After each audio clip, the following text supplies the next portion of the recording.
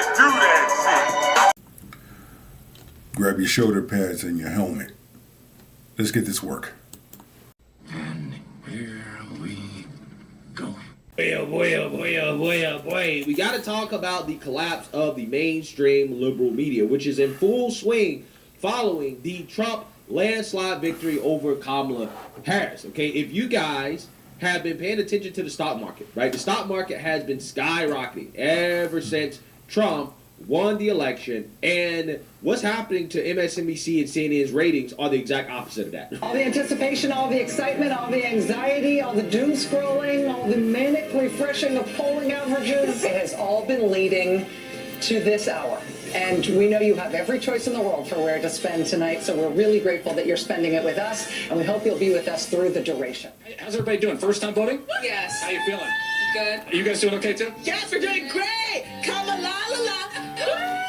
I was going to ask who you're going to vote for, but I didn't need to. Come la la la. 'Cause voice matters. First time voting? As you know, this is where the Harris campaign. What I want y'all to do is really pay attention. Use your ear gate and pay attention to this. Because this is the reason why a large number of these news broadcasters are catching a lot of heat, catching hell. Peep game. Use your ear gate.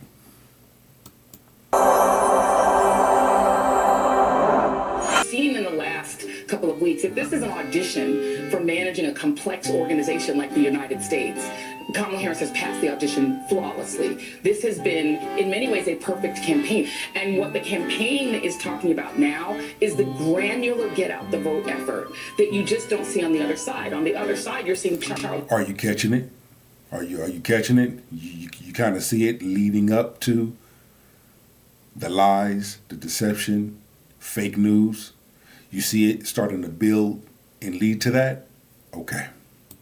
Kirk going on X Twitter this morning and begging people to vote. The last week has been a very good close for Kamala Harris, not a good close for Donald Trump. He hasn't been able to fill the rallies. He's addled. He has racist comedians opening. Whatever. It's been a trashy week for Donald Trump.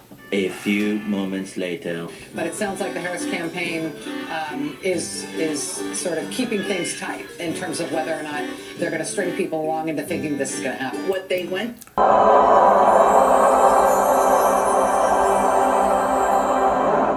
You see it now? Now you're getting it. How news media lied to you? Okay, so you are paying attention. You are listening. You are seeing how this is slowly starting to build up to this point and what's being said. All right. Oh, it gets better. It gets good. To that venue tonight, hoping to see and witness, was a historic election of Kamala Harris to the presidency. Yeah. Was the end of the Trump era as they knew it. And so we don't know the outcome yet, but that is not what they are receiving, and they are being told to go home and wait till tomorrow. And nothing that was true yesterday about how flawlessly this campaign was run is not true now. I mean, this really was an historic, flawlessly run campaign. She had, Queen Latifah never endorses anyone. She cannot endorse. You know, I mean, she had every promise. And here we go. Of course, because every celebrity that came out and endorsed her, they got paid a lot. Don't you know that those same entertainers voted for Donald Trump? Hey, if this is a way to get some money, why not do it? But this is what they do. Malcolm X was right when he said the black celebrity puppets. He was right. Prominent celebrity voice. She had the Swifties. She had the Beehive. Like, you could not have run a better campaign. In Western Europe and in the UK and in the Middle East, people are waking up to this. Oh, and they are. I've gotten people from Western Europe who are extraordinarily alarmed and terrified. May I reiterate, there are 2 of the 7 swing states that have been called by NBC News right now, which is Georgia and North Carolina. None of the other 5 states have been called at this point. You can see this is the battleground states: Pennsylvania, Michigan, and Wisconsin, the so-called blue wall. None of those states called by NBC News. In the swing state of Pennsylvania, NBC News now projects that presidential contest has been won by Donald Trump. It presents an insurmountable future here for Kamala Harris and for the Democratic ticket. Let's watch as Trump takes the stage in Palm Beach, Florida. Look what happened. Is this crazy? Boy, it's going to be a real tough speech for her. Yeah, so it was not a good night for...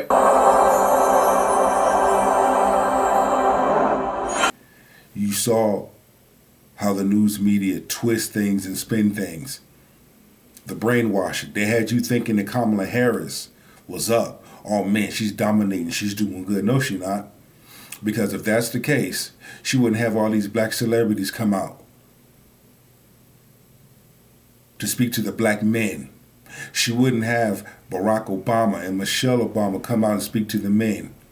See, but black men already knew this. A large number of individuals already knew this.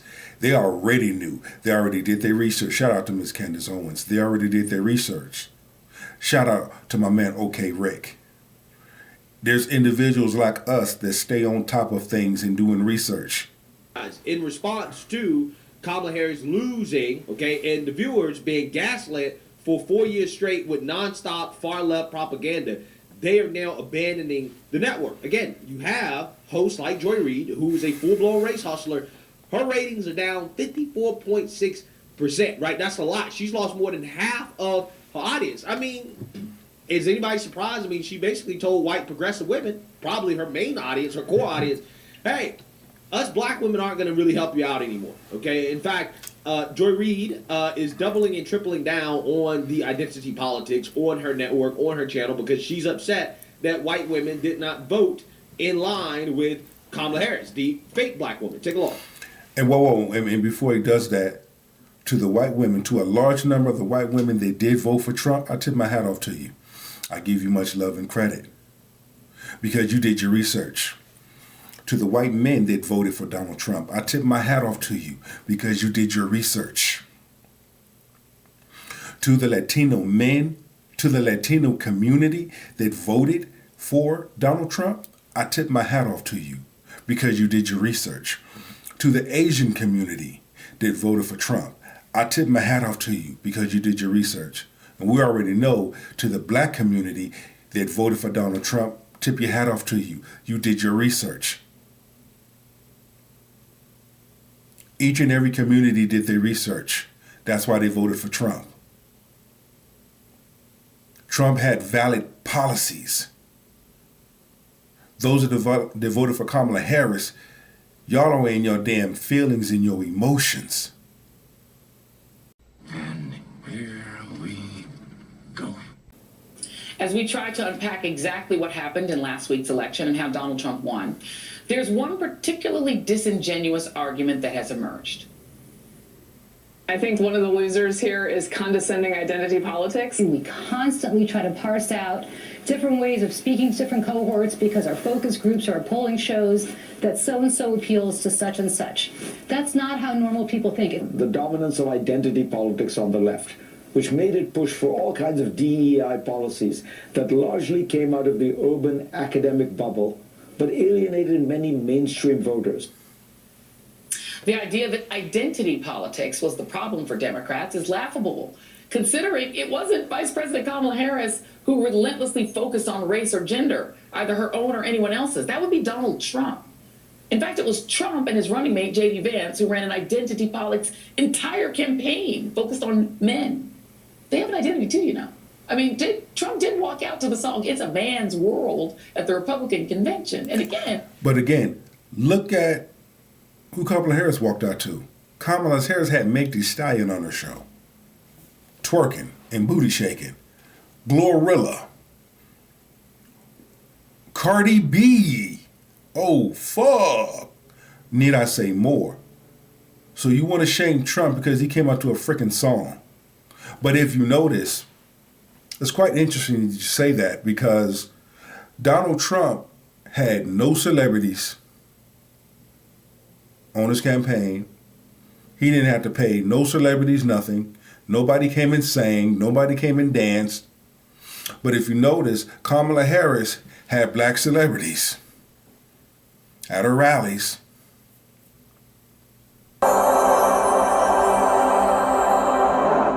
Yeah. So again, this is why Joy Reid has lost over half her audience. Okay, this is why she is taking into obscurity, is because of the constant gaslighting and lying on her show, right? I mean, imagine being a journalist with a straight face going on national television and saying, yeah, Kamala Harris and Democrats, they didn't run on identity politics, when all we heard about for the past 3 or 4 months is how you must vote for Kamala Harris because she's a black woman. In fact, that's the only argument they had for supporting Kamala Harris, is that you got to support her because she's black and she's a woman, and if you don't, then you're racist, right? You're sexist, and you're bigoted, okay? That's essentially what the main argument was, okay? So, I don't know, man.